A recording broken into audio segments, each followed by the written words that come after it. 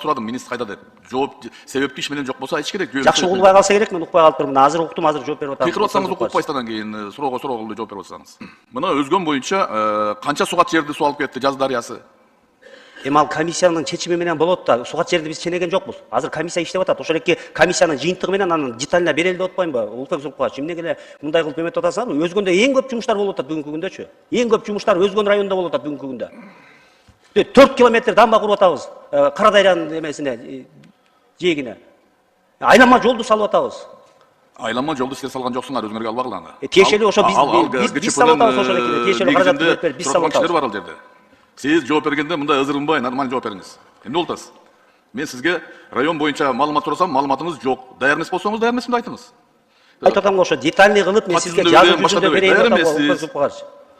Мен сизден суранып атам го ошол жерден. Жазуу жүзүндө детальный кылып берейин сизге, ошо түшүнүктүү болсун депчи.